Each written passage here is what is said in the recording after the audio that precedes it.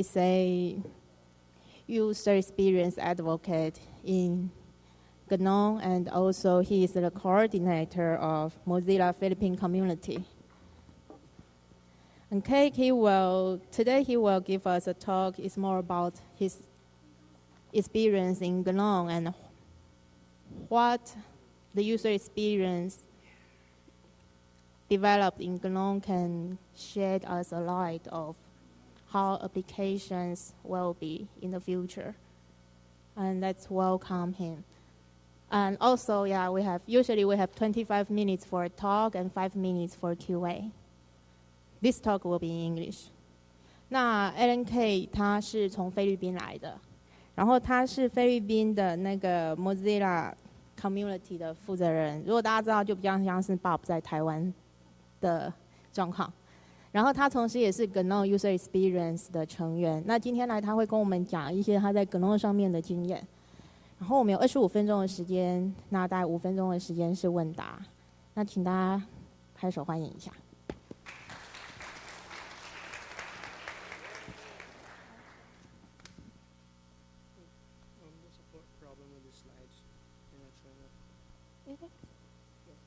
It doesn't. Oh, we have some problems, so please wait a moment.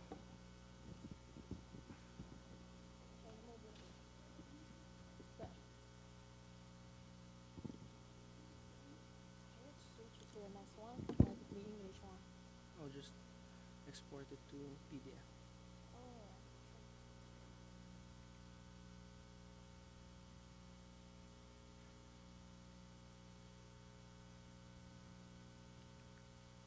What do you see now is GNOME Shell, the latest one.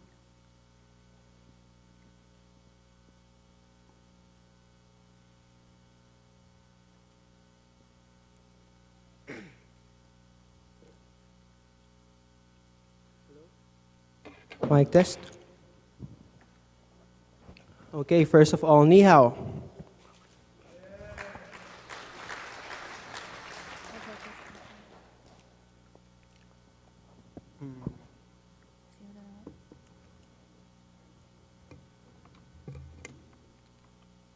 Okay, so my topic is about exploring new paradigms of computing for GNOME desktop environment. So I'm Alan Kaeg. I'm a UX designer from the Philippines. And the objectives of this presentation is to explore new ways to develop the user experience of the free desktop. And it's to take advantage of the current development state of the GNOME desktop because we're currently approaching GNOME 3.0. And there's a lot more. And I also want to solicit ideas and support from you to build on these presentations, recommendations, so we can make something really awesome for GNOME. So the sections of this presentation include the first one, it's the idea of a paradigm. Second one, how GNOME is facing the current challenges for computing. Computing as in for the use of your computers. Exploring new paradigms would be the final section.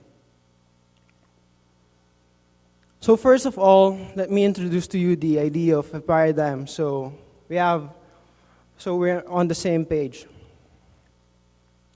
So what's a paradigm? I took this one from Stephen Covey's book, and it said, the word paradigm stems from the Greek word paradigma, originally a scientific term, but commonly used today to mean a perception, assumption, theory, frame of reference, or lens through which you view the world. It's the way how things work. It's the high-level idea.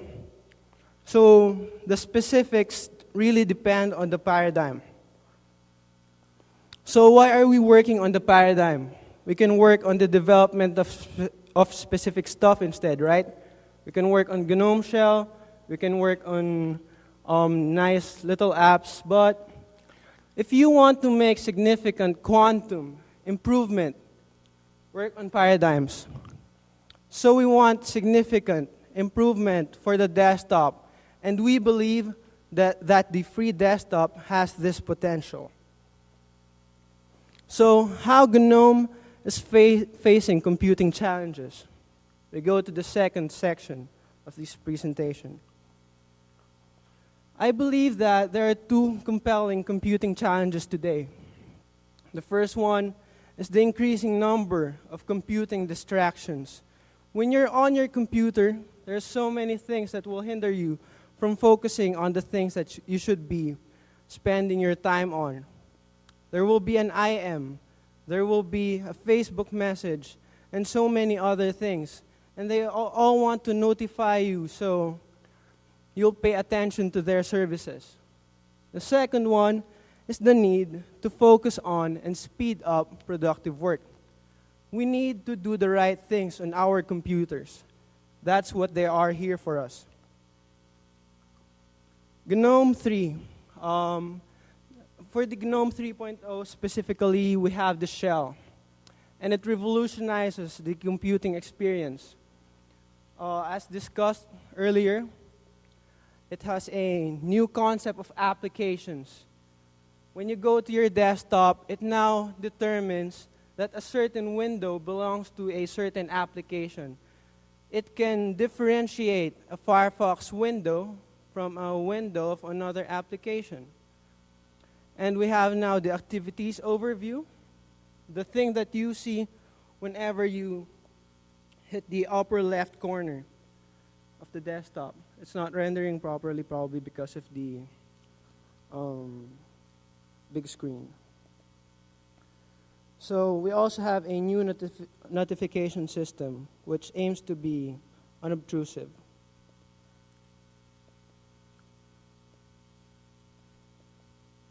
Exploring new paradigms. This is the most important part of this presentation. The rise of mobile devices. People love mobile platforms. There's a reason why there's so much attention going to the iPad, the iPhone, the Android, and many other emerging mobile platforms like the Google Chrome OS. And Steve Jobs also said that PCs are going to be like trucks. This is arguable, but what he simply meant by that statement is the mobile devices would work so well that most people are going to replace their big computers with the mobile devices. Whether or not this is going to happen, there's a reason for us to believe that the mobile world is doing something right.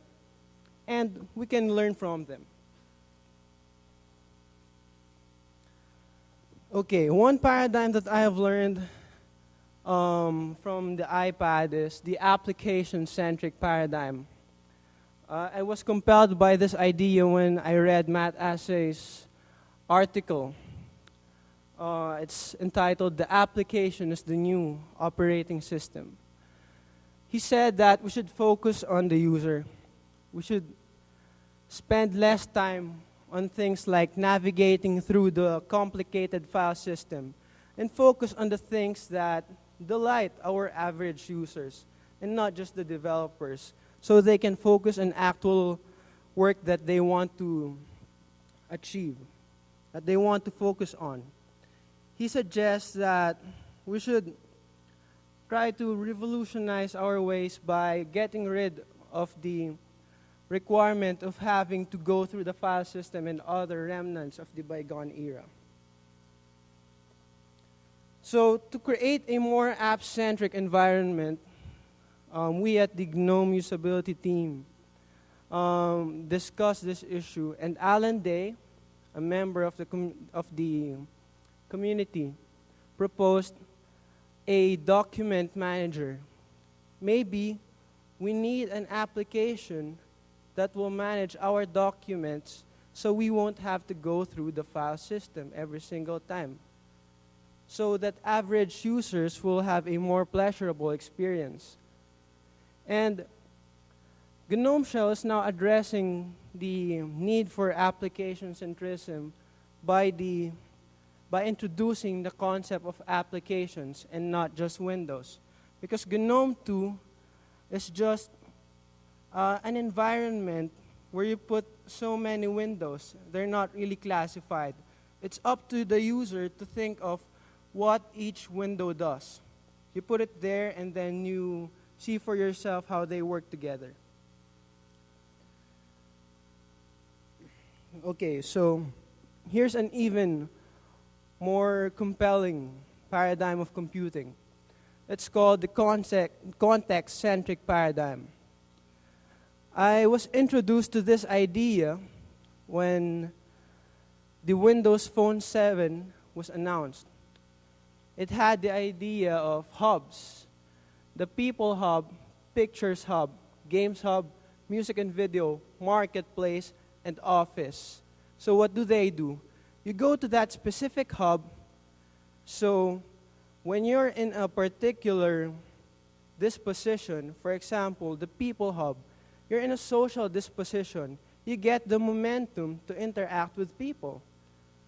And if you go to the Office Hub, you get the momentum to do productive things that are related to your work. Because people are hardwired to focus on just one thing at a time. We're good at multitasking, but it decreases our chance of doing something with excellence. I also encountered David Allen's Getting Things Done. It's a productivity tool. And he introduced the idea of context. He said that a few actions can be done anywhere, but most require a specific location or having some productivity tool, such as a phone or computer. There are things that we can do only when we're in a particular context. Like, for example, you have something to do with your mother or father. You can only do that when you can communicate with them. Or you have something to do with communicating with other people, so you stay in the context where you can access your email. Or if it's for work, you stay in the Office Hub. So you won't have to switch your attention very constantly, because that takes time, effort, and that destroys your momentum. This may also reduce the cognitive load or the use of psychic RAM. Psychic RAM is we are familiar with the idea of a RAM on the computer. It stores things that we have at a time, that we should remember at a particular moment. And people have a psychic RAM, and we can only remember so much at a particular moment. With so much data in our minds, we may forget so much important things. And awareness of context. Because if we're in a particular context, we can define that we spent most of our time by doing productive work, or we can say that we spent most of our time playing games or talking to other people.